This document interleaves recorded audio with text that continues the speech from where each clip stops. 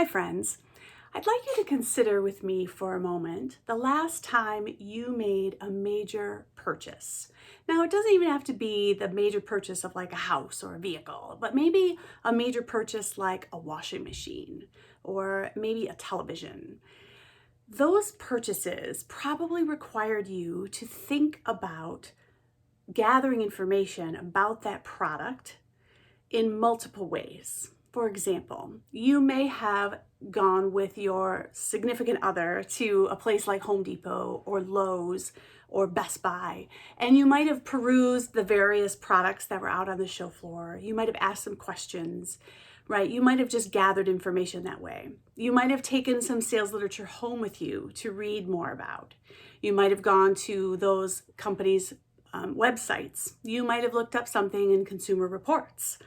I know a lot of my friends who purchased products at that level are often posting to Facebook and asking for their friends' input. What product do you have? Do you like it? Do you not like it? If you had to buy it again today, would you or would you choose something different? They ask for information. All of these examples that I've just shared with you are what we refer to as touch points in marketing. All of those moments of gathering information are touch points to the brand that you're considering. Well, I'd like you to think of those examples in the same context, but different, because I want you to think of them in the context of a job search. In this case, you, the job seeker, are the product or the service that the consumer, in this case, the hiring manager, is considering. And I ask you, what are the various touch points you are putting into the marketplace? Are you relying solely on your resume to tell your story? And I feel, and as many coaches would share with me, that relying too much on one single document, specifically the resume, is putting way too many eggs in one basket. So consider how else you show up in the marketplace.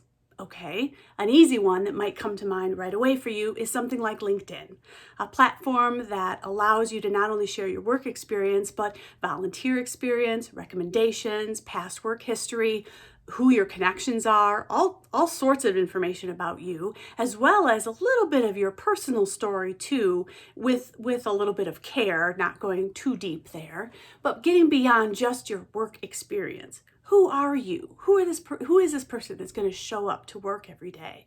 Is that story in LinkedIn? But that's just one other touch point. What would another one be? Another one might be the ways you engage in your community and how you show up there. Are you on a board? Do you serve as a volunteer member for an organization in your field? That's yet another touch point.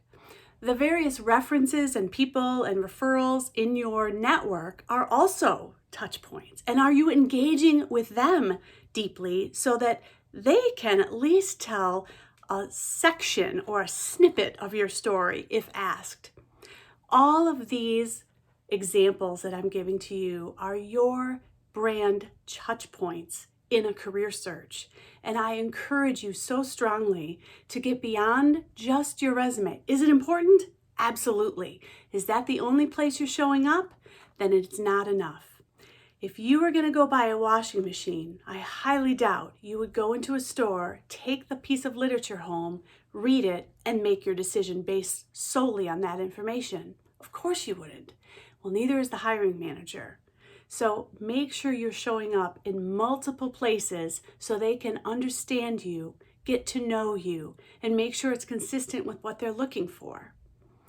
If this information is interesting to you, I encourage you to consider joining me at a virtual career networking session.